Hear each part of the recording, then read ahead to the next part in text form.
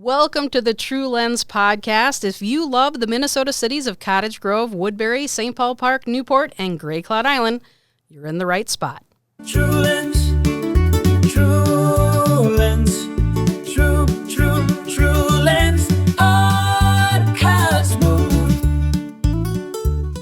I'm your host, Ann Schweisguth. I'm the Executive Director at TrueLens Community Media, and joining me today is the marvelous, the magnificent, the very merry Mayor of Cottage Grove, Myron Bailey. Hey, thank you. I'm glad to be here. I love the music, by the way. The lead-in was awesome. Thank you. AI generated. It's great. It's all cool. It's not me singing.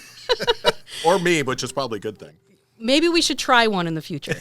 You know, we'll have whoever's the guest co-host, we'll have them just do the theme song. Absolutely. I like the idea. Yeah, there you go. Well, as you know, on the TrueLens podcast, you're not a guest. You are elevated to co-host level. There we go. So I'm excited to co-host. We've known each other for such a long time. We have. How long have you been mayor now? This is my 16th year. So 16. I'm on, how many is that, 4 terms now? This is my 4th term? And before that, you were on the city council. Yeah, city council for 4 years, 8 years on the planning commission. So born and raised here in Cottage Grove. So definitely excited to be here. Most of my family's still here, including my mom, who's still around. So, well, you were born and raised. You raised your family I did. in Cottage Grove. Now you got grandkids now running all around. in Cottage Grove, all going through the school system. Just found out my grandson, we have one grandson, he's actually going to middle school, if you want to talk about making me feel old. Wow. So Oltman Middle? Yes. Oltman Oh, wow. Middle. Yep. Yeah, I mean, we remember when it was the original Yes. Oltman. That's where I went. So that's what's kind of cool. I think we went to the same elementary school.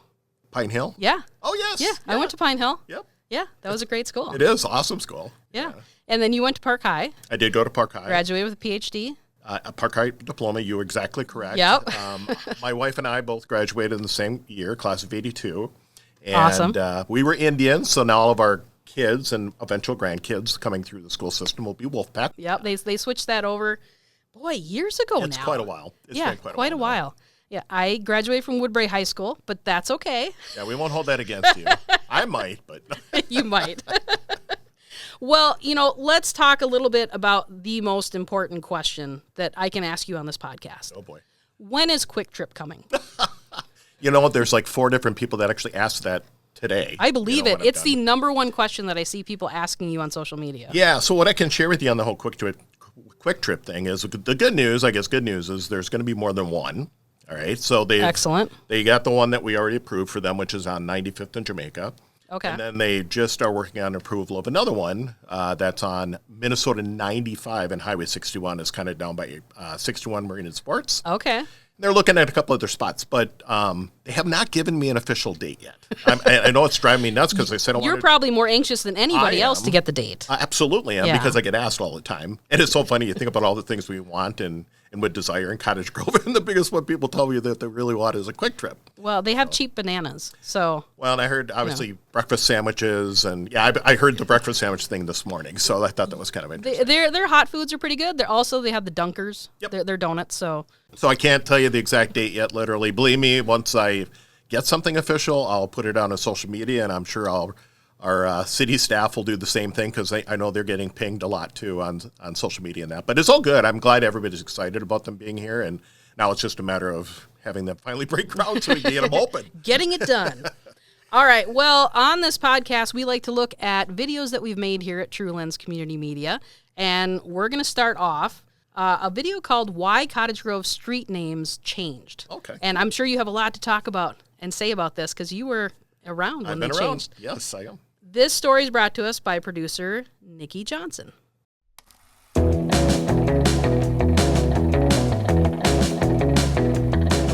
If you lived in Cottage Grove before the 1970s, your address might have been on Cherry, Elm, or Grove Street. Fast forward to today, and most streets start with an H, I, or J. So what happened? Why did the city change its street names? And what do those letters mean? I spoke with Andy McLean, Cottage Grove's chief building official, who explained the shift, and even why this neighborhood I'm standing in was once part of a Hidden Valley commercial. I believe it was the 1960s when the street names changed to the original neighborhood, the Thompson Grove neighborhood, I believe named after trees. The city of Cottage Grove follows Washington County street naming system. It starts with the letter G for Geneva, and then it works eastward toward the St. Croix River. The letters G through N fall within the city of Cottage Grove. The north-south streets are named after the letters. The east-west streets are named after a numbering system. Are there any streets in Cottage Grove that are named after any historical figures, local landmarks, or any residents? I believe there's a couple of streets in the Thompson Grove neighborhood. Belden Avenue was named after the Belden family. Their farm was located in that area. The two streets next to it, I believe, are Scott and Gary, in which were children of the Belden family. So do you remember the old names? I do, and it's so funny because growing up here in Cottage Grove, I grew up on Hamlet, down by Hamlet Park, and our road used to be ash. Oh, okay. And so I was commenting to my mom about this the other day, by the way, and she was telling me the story of how they were all mad though that they had to change their addresses for billing and mortgage payments and all that kind of stuff. And it wasn't that it was that big of a deal, but for changing all the work behind it for the post office was kind of a challenge for them. But I do remember it, and I thought it was interesting, too. They would talk about Belden, Scott, and Gary. I knew about the Belden and obviously the Gary and the Scott. I thought I was trying to listen, too, to see, or think, I should say, if there is other named streets after people in Cottage Grove, and I don't believe I don't so. think that he mentioned any other. I didn't know about Gary and Scott, so that was very interesting that was named after the children. Yes, yeah, and so it is something now, I'll tell you, that we're, as a city, we're starting to look at, right? I know a lot of cities will start looking at certain streets within communities. I know Woodbury does that. Yeah. Hargis Way. Yep. Bielenberg Drive. Bielenberg Drive, Yep. right? And so I think we'll probably do that. We've actually been recently been dealing with parks, naming parks. Oh, yeah. Most recently, we just named a park after Jack and Marla Stenzer. Jack Denzer was a mayor. Oh, yeah. And then Myra and Roger Peterson. Roger was our mayor, and Myra was our county commissioner. Roger was on the South Washington And County he Telecommunications Commission for He years. was. Wonderful guy. So there's a new park that's going to be built right across, off of Jamaica Avenue, on the I'll say it's the northwest or northeast side maybe of Cottage Grove, I'd say. Oh, good. Jamaican Good. military in that area. Oh, I think that's a fantastic idea. Yeah. The Petersons have done so much for They the have. area. They Yes. have. And we've done trails for Conway and Katie Olson. I mean, there's all this different things what we're looking at is looking at our history, like you said, and trying to see if there's ways for us to maybe incorporate some street naming in the future, but still keep the HIJ. HIJ. Well, when I was a kid and I was biking around town, if I hit the I's, I knew where I was. If I went to the J's, oh, maybe I've gone too far. Yes. So it kind of kept you in line. It's funny, though. The only thing I'll tell you I get a kick out of, some people will comment to me, both people that live here in Cottage Grove and outside Cottage Grove. So I could live on Jasmine, right? Yeah. So I'm in a J. But Jasmine is It also... won't connect. It won't connect. It doesn't always connect. And so people are like, well, I'm on Jasmine. I'm like, oh, you're on the other Jasmine, Right, You're going to have to go out this way and come around. But When I first started, I grew up here, but then when I came back to work here and I had to drive to different places in town, that's when I really started to realize, oh, I can't just go, I know where that road is, because I don't. I had to, map everything in the Yes. beginning. And I still do, because I'm like, that's not on the Irvin that connects to not the Irvin over there. Exactly. Yeah. Though it's interesting, our fire and police, they seem to know it pretty well. Obviously, our police make it all around town, but fire, it shocks me. I mean, they know exactly where to go. And yes, I know some of them now have GPSs and things in their systems, but for years they didn't. I don't know. When I put something in Apple Maps, it takes me not where I want to go. So good for them. Yeah, they Good for them. figured out, which is good. If we need to get to a house or something like that, we want to make sure we get there quickly. What do you remember about growing up in Cottage Grove as a kid that isn't maybe here anymore? Yeah, well, I mean, there's things that aren't here anymore. For example, the Cottage View Drive-In. I remember going there a lot. We all do, yeah. Yep. Cheapskate roller skating rink. Yes. Doing the all nights there. That was something that we used to do. And we used to, because of where I lived, we were somewhat close to there. But when I was growing up, we'd literally walk there at night nice. and then walk back in the Yeah, morning. you totally right? could through Hamlet the park. Yeah, through Hamlet Park. So, Yeah. and then the Thompson Grove pool, which was kind of Yep. the community pool, if you will. I remember going there several times. That high dive board there. The shark on the bottom. Yes, Yep. yes. Yep. Kind of freaked me out at the beginning, but I did lessons there, and I remember they made us go up one time, and I was so scared to jump off that top. But then after you get through that fear factor, it's like, oh, let's go. It's like, this is fun. I'll do it 17 more times. Exactly. Yeah. Exactly. Yeah. I remember there was a BMX bike track over kind of east of the splash pad, where the splash pad is now, up on the hill where there's soccer fields. Yes. There was a BMX bike track that you could go to. And my brother and I would bike over there and just go over the hills and stuff. And it was a lot of fun. But I mean, our big thing was going to the park, playing out in the woods, or riding our bikes to Cub. Like, that's what you did. Well, for us, it was going up, because on our side of the highway, I'll say the Thompson Grove area, over by Belden, that Dairy Queen used to be up there. It used to be a little Dairy Queen. Yes. And our mom would give us $1 to go up and have lunch. That's the one that turned into a Taco John's, wasn't it? Well, actually, the Taco John's was across the street. The Dairy Queen was always Dairy Queen until the bridge got built and they had to move. Oh, okay. But the Dairy Queen, for 99 cents, you got a hot dog, French fries, and a sundae. You can't get that deal anymore. No, you can't.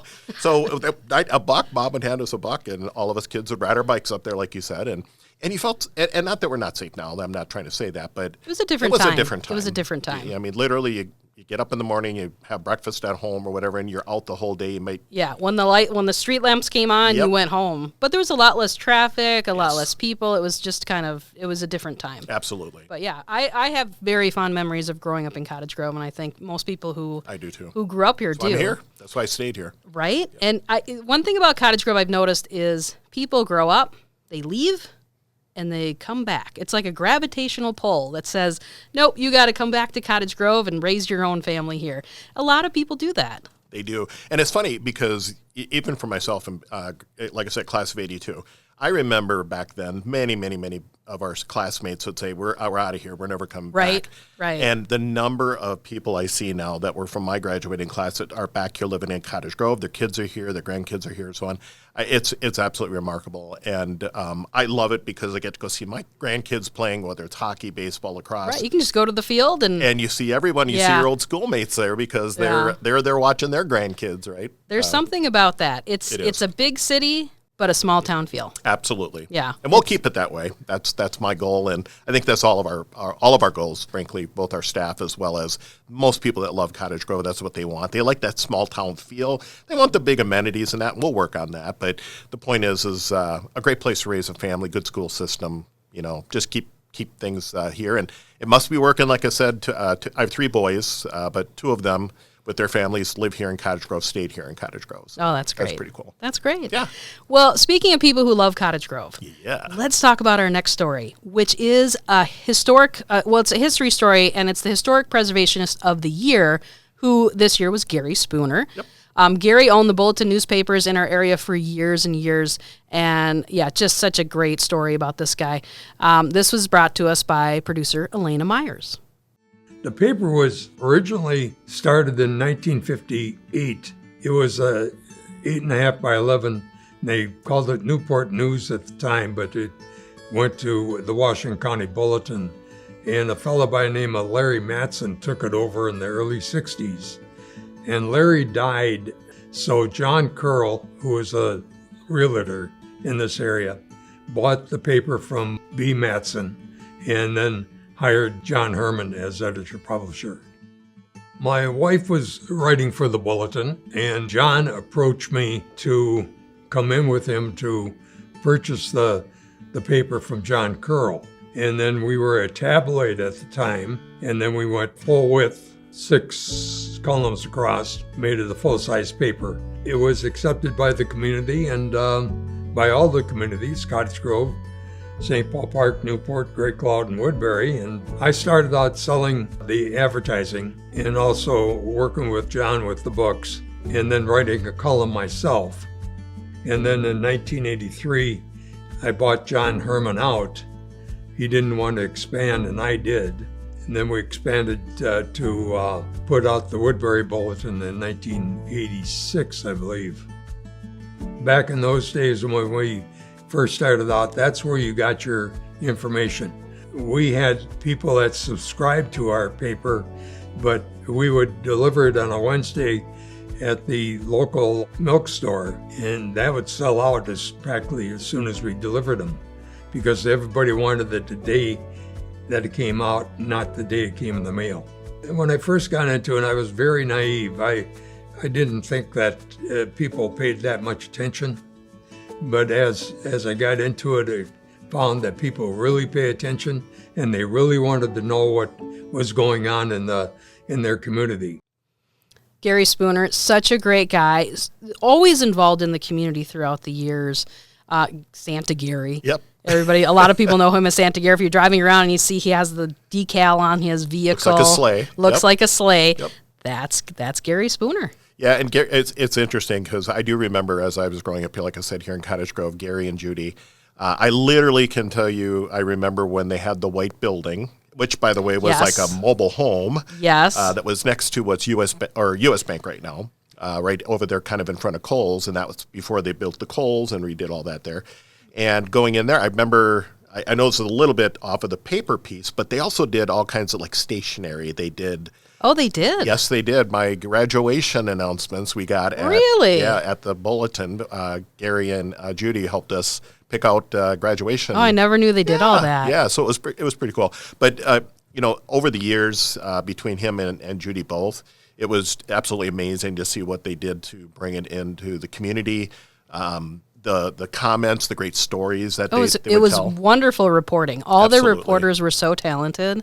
And yeah, I really miss having that paper. I do because too. it was just so great. I mean, we have the Cottage Grove Journal, which is wonderful, but yeah, it was a different kind of time. I mean, the paper came to your house, like you went to the store and you got it. Like he said, people would go to the milk store and pick it up.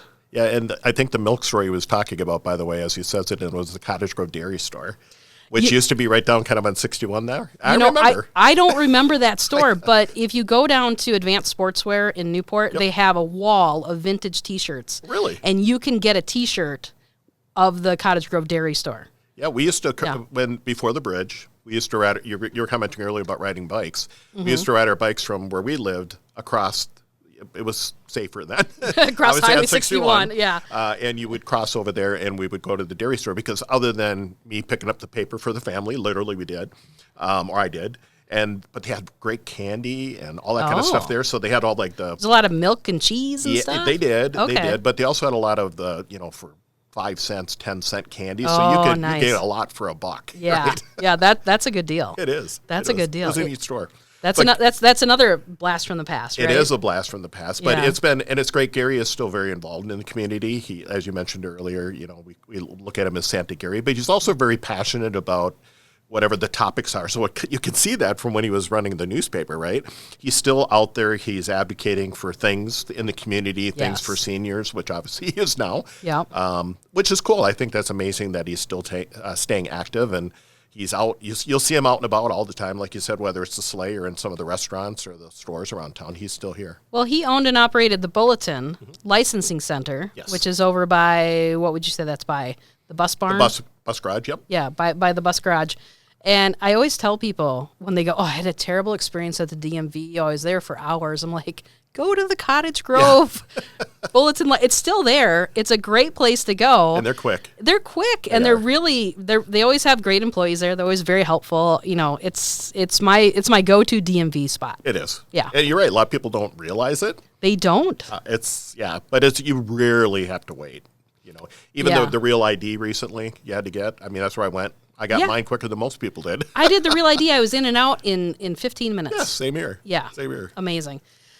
We should also mention you had your volunteer recognition banquet not too long ago, Yes. and you named the Volunteer of the Year, which was Mark Wiggins, Yes. who is a chaplain, and he helps public safety. Yes. So that was a really fun. We did a story about him. If you go to the City of Cottage Grove YouTube page, you can find that.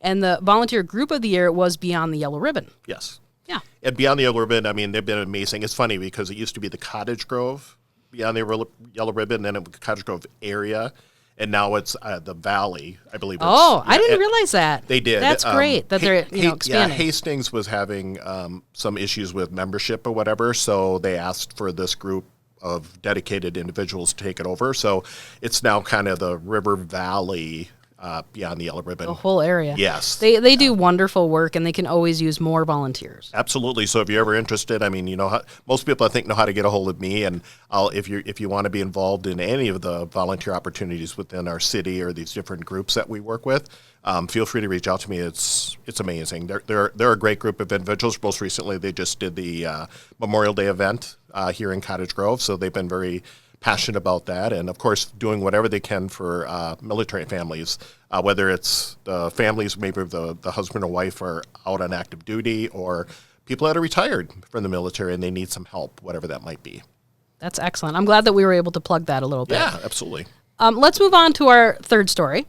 Okay. It is about Riggs, and anybody who's heard Riggs knows exactly what we're talking about. Yes. But this is a new therapy dog that works with the city's case management unit. And we're going to hear from Cottage Grove Police Detective Scott Shaber.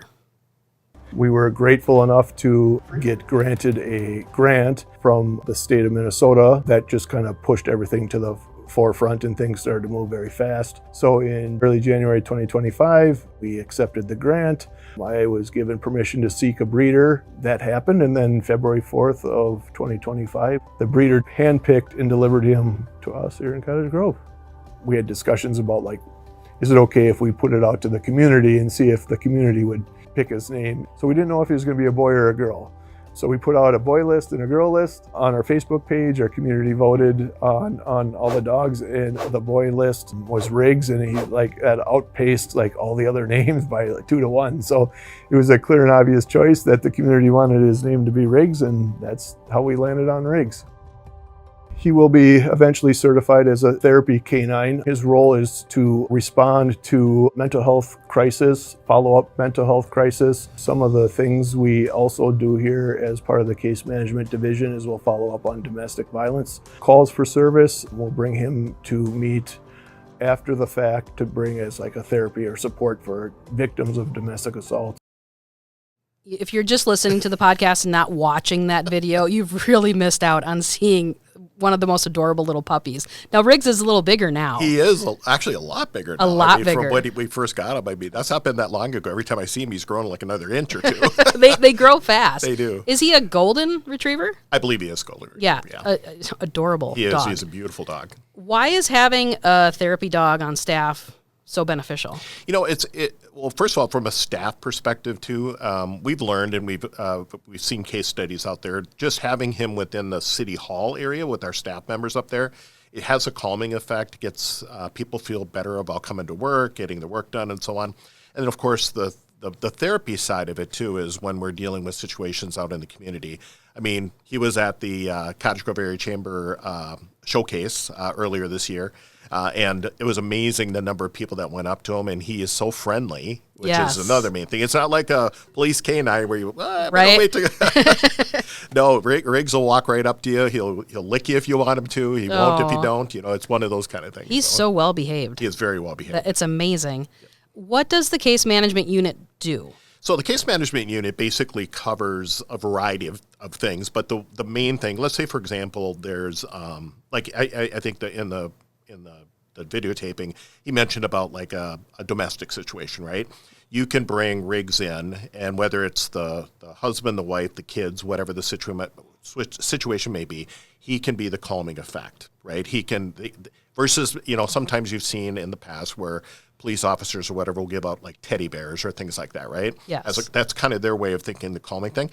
Having a dog like Riggs there is more therapeutic, and it calms the situation down, even for the people that might be in the abusive situation. Whether it's, it could also be it deals a lot with mental health too, Sure. And the case management unit, is really focused on whatever they can do to help de-escalate situations, especially when you're not certain about the person that you're dealing with. A lot of times our officers will be able to go into a situation because they maybe have dealt with an individual in the past and they know what they can do or not do, and having Riggs around tends to calm things down where you don't have to get into a scuffle or where you're doing a legitimate arrest or something like that, because he just brings a calming effect to it all. Just brings it down. I believe I heard that unit also proactively goes out and talks to individuals that they know have had mental health crises, builds up those relationships, And so that they're trying to get to them before they get to a point that they need assistance. That is correct. And I should also, we have a case or a embedded social worker. Yes. That we've worked with the county on. And That's so fantastic. It is. And they work together. So if she's going out, like you said, on a particular call or whatever, or, hey, we're going to go check in on somebody, what better opportunity to bring rigs in? And I will just say this to you too. I mean, if you have a situation going on in your personal life, and you know what, and I'm serious when I say this, if you go, I really could just use somebody to talk to, or literally Scott would bring rigs over to your home and let help calm things down, get you the resources if you need them, be open to talking. That's what's really different. It's not like in the old days we didn't have really anybody to call, or maybe you call a crisis hotline. Right. That's not what this is all about. This is more about, hey, we want you to feel good about yourself, your mental, agility, the mental process, and then obviously having rigs around is definitely helping with that. A very nice addition. He is. A very nice addition. All right, let's do a little Q&A since we have the mayor of Cottage Grove here. Let's ask you a couple of questions. There we go. All right, what is something people might not know about you? Might not know about me. Maybe you wouldn't know this. My wife and I did graduate together. We've known each other since like early teens, I would say, like maybe late singles. What anniversary are you guys on? 40. It'll be 41 coming up this wonderful. year. So Congratulations. 40 years. Thank you. Thank you. And so we grew up together here in Cottage Grove. Our parents, without us knowing over the years, did a lot of the athletic association stuff. My dad on baseball, softball. Cindy, my wife, her dad was more softball, softball commissioner and such. The other thing I can tell you is I am a Star Trek Next Generation Trekkie. I know this only because I did a story about that probably 20 years ago. It's been a long time. So a lot of people don't know that. They'll know me about Christmas lights and that, obviously. But I have a room in my house that is completely 100% everything. I have the pinball machine. I have the plates. I have the uniform, which I have wore in a parade many, many years ago. I think we probably have footage of it somewhere. Yes, that's probably scary that you have footage of that from that long ago. Other than that, I guess the only other thing I can share with you, and some people might know this, is I'm very, I have a green thumb.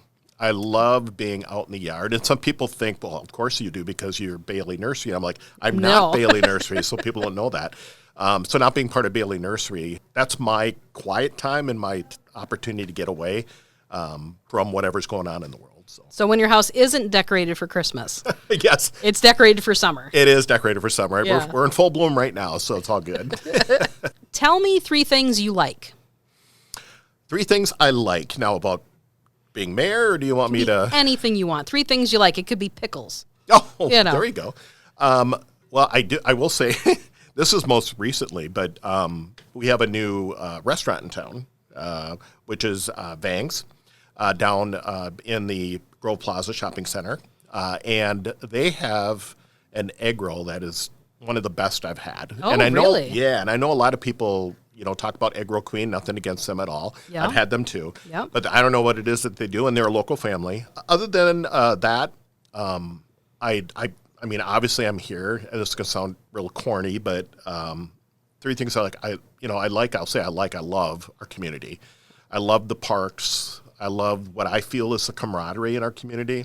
Yes. There is something different, and I can say that sincerely. I talk to people that have moved from somewhere else to come here, and they do say there's something special about us. It isn't about your taxes or the lack thereof or whatever.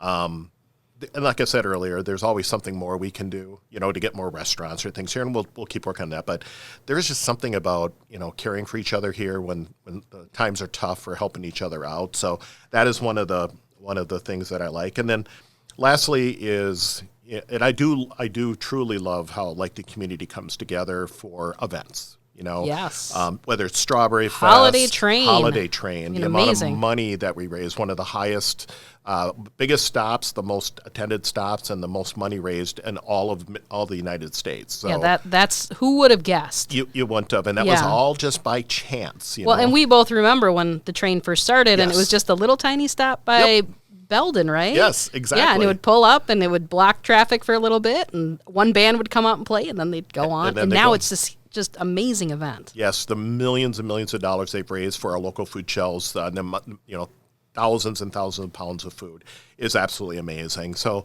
I mean, those are some of the, I'll say, the key things. And the other thing I'll just say from my standpoint is, it's good for me, as I mentioned it earlier, and that's all my grandkids are here local. Yes. So I have 4 grandkids, 3 granddaughters, a grandson, and I get to. It's simple. Hey, he's got t-ball at Hamlet, or he's got lacrosse over in Kingston. Well, guess what? I can just pop in my car, right there. and I'm right Yeah. there. And it's just, or the ice arena, big on the ice arena. Yep. And so those are some of the things that I really love too, is that being close. And again, I shared that earlier. I think more and more people that graduate from Park High School are coming back. And then not that long ago, I happened to be given the opportunity to go to an applaud breakfast and speak to those that were recognized for their academics and their participation at Park High School. And I did that in May. And literally while we're in there, this teacher sang graduate from Park. They were graduate from Park. All these teachers that were there They came back to teach. They came back to teach Yeah. in our hometown. That and in says our school. something. It does say something. Yeah. And to me, that makes me feel really, really good inside, because I think we're creating something and keeping something going. That's what I enjoyed and loved so much about growing up here in Cottage Grove, and what I want other people to experience now in the future. Well, I think you could talk all day about what you could. like. Let's do 3 things you dislike. Oh, my goodness. I don't like liver and onions. Right there with you. Thank you for Right that. there with you. No, I'm not. Boy, I'll tell you, that was one thing I'll say real quick growing up. If my mom loved it. My mom boy. loved it. So whenever we knew that she was cooking liver and onions, we found out who was having what at the neighbor's house. So I'm going to Billy's tonight. We have dinner. We Yeah. have dinner at Billy's or whatever. So we would definitely. It wasn't just me; it was my brother and sister too. But that would be one of the big things. Maybe she there. did that to get you out of the house. That's probably Just true. saying. But then there's always that lingering smell too afterwards. Yeah, So, yeah. I didn't like it. So all right, so that's a simple one. Dislike. I guess if I were to say right now from I don't know, let's call it a national level, but there seems to be a little bit of I'll say a discord out there right now. There's a lack of trust. And being the mayor for 16 years, being in, I guess you say, politics for 20 years. The fact is there's such a distrust out there that we all kind of get lumped together. Yes. So, people think that if they call me or they, message me or whatever, some, not all, that, what I'm going to say is going to be truthful. Or I'm just, Like padding. you're spinning something. Yeah. And I'm like, no, I'll give you the proof of where to go find things. Yeah. But at the same time, I'll also tell people, and I've done this before, some people like it, some don't. It's like, you know what, there's certain things we'll say we agree to disagree, right? Maybe it's a policy decision, something that isn't involving, somebody's money or whatever like that. So I just wish that we could get back to the time where there was respect for each other out there. Right. I think we've lost some of that. And I'm hoping maybe at some point in time that will come back. Locally and nationally. Yeah. Locally, it's more, to me, it's more social media, on the social media side. Yeah. There's good and bad to There the is. Facebook and the Instagrams and all of those things. Totally agree Yeah. with you. Totally agree with you on that.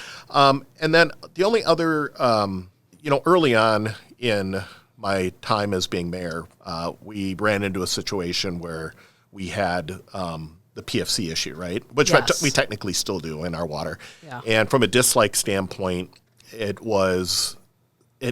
got dropped on us so quickly that we had to react because we wanted to make sure everybody felt safe, that their water was safe to drink and use. And I remember literally getting phone calls from pregnant mothers or mothers that were, breastfeeding their babies, things Yeah. like that. Restaurants saying, "Hey, do I need to do bottled water? Oh, is my baby going to be safe?" Yeah, that's scary. It's very scary. And so I disliked all what that created. Now, our staff did an amazing job on the other side of it to, make sure everything was changed over in record time so that we were able to make sure that the water was safe to drink. Dealing with that was probably a dislike in the sense that there was so much angst and anger and animosity and, people just being scared again. And I guess my role in all of that was just to try to keep people calm. But I didn't like how it kind of got dropped on us at the last minute, and then we had to Right. like shut down the water, if you will. Couldn't water for months out in your yard. You couldn't water your garden. What's great now is that the fix is happening. It Now, it's is. going to take a while, Yep. but, people are seeing those pipes going in, around town and the water treatment plants being constructed. Absolutely, and the first one is basically done now. The first official permanent structure is done now. The second one will be starting later this fall, early next year. So within the next 2 years, 100% of all of our well water, the water that we draw for drinking or use of whatever, is going to be fully treated. It's treated today, but it's temporary treatment, right? Yeah. This is a permanent fix, and we won't have to worry about these little sheds like down here off of, Right. where you got these sheds I don't even around think town. people realize it's there. I don't think they do either. Because there's temporary treatments that were put up that are just meant to last for a few years while the permanent one gets going. Yes. But, it's been an amazing process to see, and some really smart people worked on this stuff. It is, and Yeah. kudos to everybody that did help us through this process. Our staff, city staff, seriously, figuratively. Our administrator, Jennifer Levitt. I mean, when this all came about, it was unbelievable how quickly they were able to get something going. Unprecedented. It is unprecedented, and Yeah. people do call us now, and they still Across do the today. country, people are having the issue now where Yep. they're calling Cottage Grove, They Woodbury, are. and They're saying, taking tours. what happened? Yes. What'd you do? How did you How'd do you it? fix this? That's 100% correct. That is correct. Okay, last question I have for you. Tell me a story about your time as mayor that you don't often share. I don't have a home phone anymore, so if you do see that home phone out there, my cell is out there, though, so people could call me. My wife has, she'd answer the phone at home, so people would call.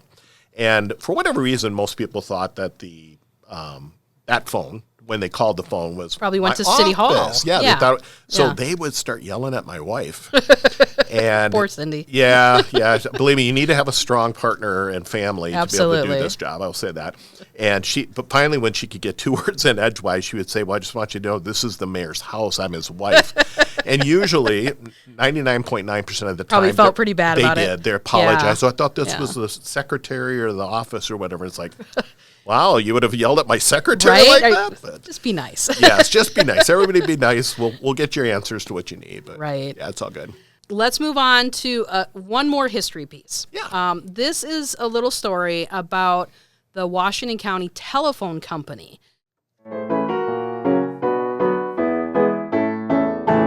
At the turn of the 20th century, area telephone companies started appearing in Afton, Denmark, Woodbury, and Cottage Grove.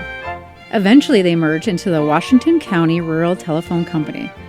Many farmers bought their own poles for $1 and put up their own wires. The phones were mounted on walls, usually in the kitchen area. To talk, you needed to pick up the receiver and turn the crank once. Operators would answer and say, "Number, please," and then connect the callers. There were as many as 18 people on a line, and operators would memorize rings, like number 18 as 2 long rings and 3 short. Art Brown managed the office in Old Cottage Grove for 30 years. During World War II, a call came in from a soldier. Brown told those who were listening to get off the line so the signal could be stronger. Ebba Munson was a regular listener. Brown could tell because her phone batteries seemed to need to be charged more often than others. Brown said, "Ebba, get off the line. A very important call is coming through for your neighbor, and it's not for you." Ebba responded with, "Art, I'm not on here." The phone company was the center of communication in many ways. People would call to find out the time, when a certain meeting was, direction, and even when church bells used to ring indicating someone died, people would call to find out who. If there was a fire, the phone company would call their subscribers to help put out the flames with milk cans filled with water. Even the man who artificially inseminated cows stopped by the phone company every day to find out who needs his services. In the mid-50s, Cottage Grove Township was about to be transformed by Orrin Thompson Homes, and crank phones would be replaced with modern dial phones. Northwestern Bell bought the company in 1958, and Art Brown retired. Today, if you're lucky, you might just see an old crank phone attached to the wall of a house in Old Cottage Grove. So do you remember the Washington? I don't know what time period that was when it went away and we went to like regular phones. Yeah, I don't. It's probably before my time, but I will say this though: it's interesting.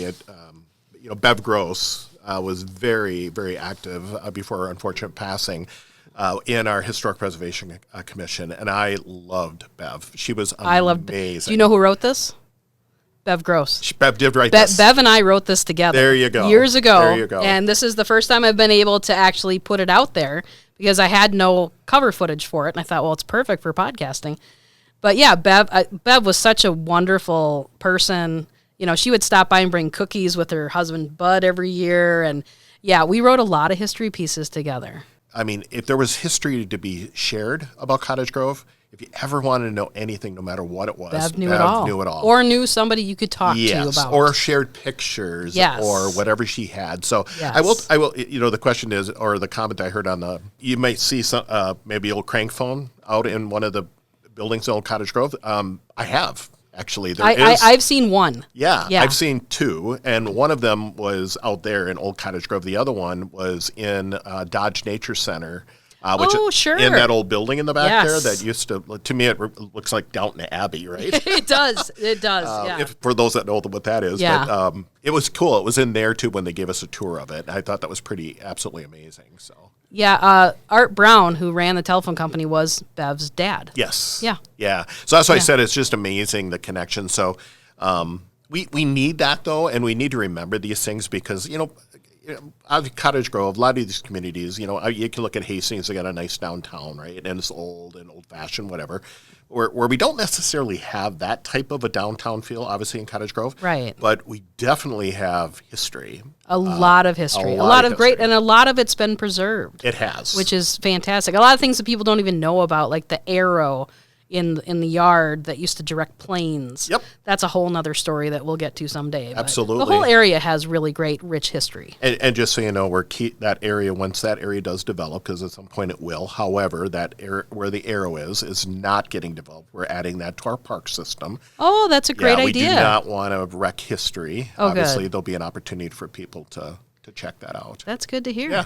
Yeah. Okay, well, that was a lot of fun. Yeah, that was. Let's just go through quickly some upcoming events so people know what's coming up around town. Absolutely. We have Movies with Mo.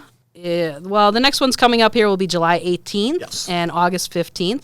They're going to show Paddington in Peru and then Moana 2, both good movies. Absolutely. It's free. Entertainment starts at 6:30 p.m. The movie starts at dusk. It's over at Highlands Park.